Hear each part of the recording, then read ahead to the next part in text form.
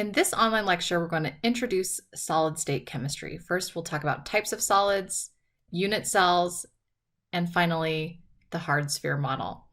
And this is just a beautiful picture of quartz, one of the most recognizable crystals. So first, I want you to think about what are some examples of solids and crystals that you know of.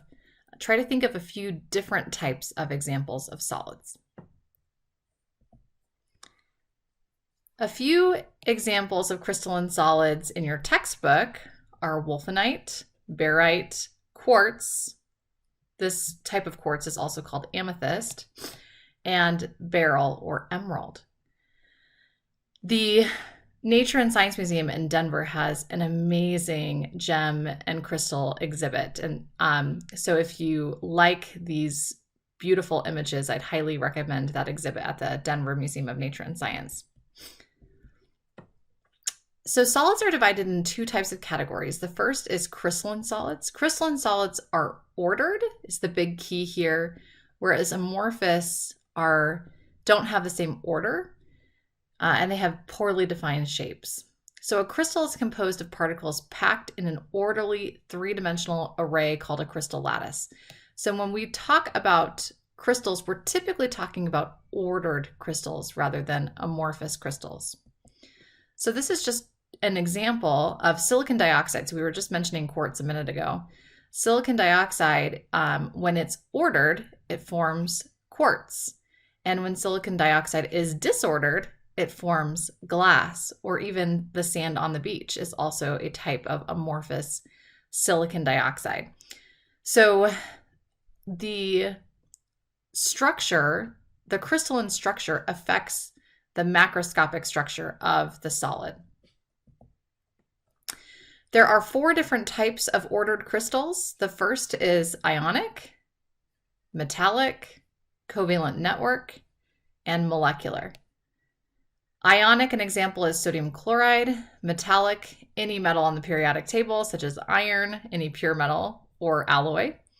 Covalent network, diamond, and molecular, like ice, such as solid water. So let's go through some of these. So molecular solids are held together through intermolecular forces, which is what we talked about last time.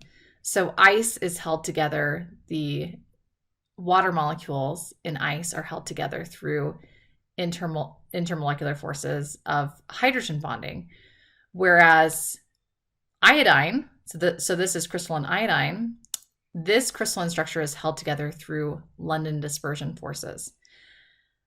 Molecular and atomic solids are typically poor conductors and often have low melting points, but the exact property of the solid is going to be dependent upon the strength of these intermolecular interactions. Covalent networks, so we said in a couple examples, are diamond and quartz.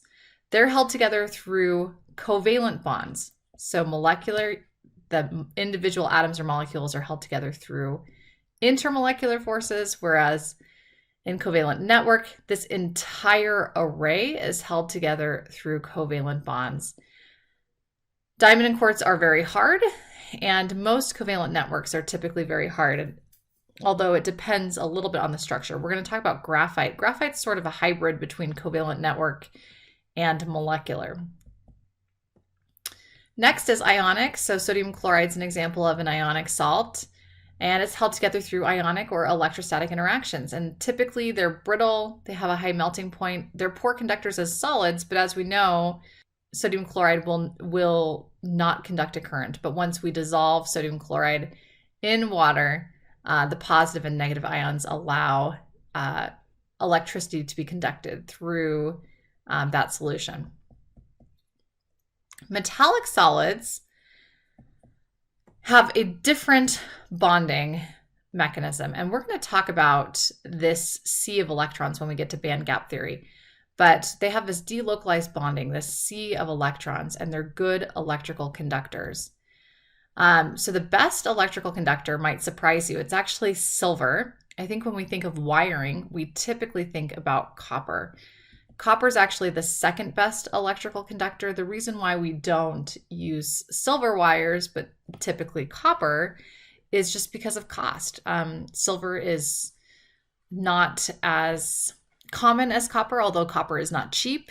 So typically copper is used for electrical wiring. This sea of electrons, what we're talking about here is metals typically have low ionization energies. We talked about that in Gen Chem 1. So they can ionize easily. So we have this array of atoms with ionized electrons that are now delocalized over the entire system. These delocalized electrons is what allows them to be good electrical conductors. It also is what allows metals to be both malleable and ductile. This is a very simple picture to think about this sea of electrons that say all of these are silver atoms.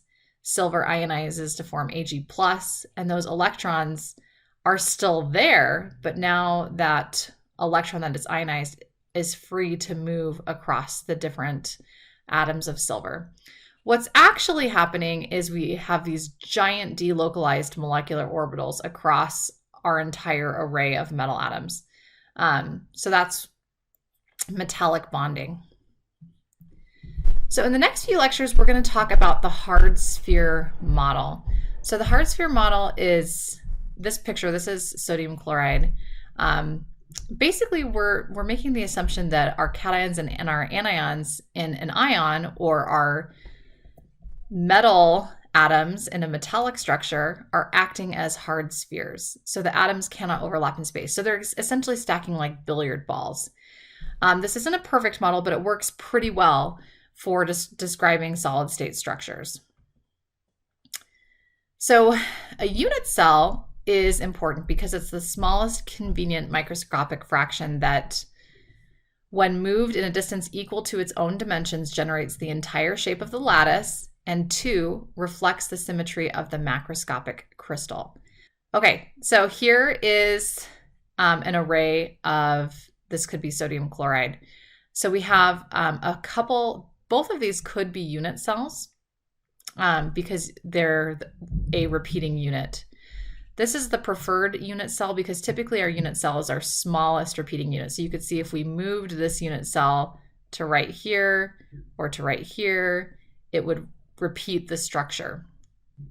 This is not a unit cell because if we moved it to one box over, it's not repeating. We mentioned here that unit cells reflect the symmetry of the macroscopic crystal. A great example of this is snowflakes. Frozen 1 did such a good job with the snowflake structure. If you ever want to look at absolutely beautiful examples of snowflakes, I highly recommend watching Frozen. They actually consulted a professor at Caltech to draw accurate snowflakes. But we mentioned earlier that for ice, our water molecules are held together through hydrogen bonding. We end up with these hexagonal unit cells, and the hexagonal unit cells that we have for ice is reflected in the macroscopic structure of a snowflake. Snowflakes always have 6 points if they're real, true snowflakes, and that's because of the hexagonal unit cell of water. So the unit cell reflects the symmetry of the macroscopic crystal. Okay, in the next lecture, you're going to be looking at some different types of unit cells: simple cubic, body-centered cubic, face-centered cubic, for this hard sphere model.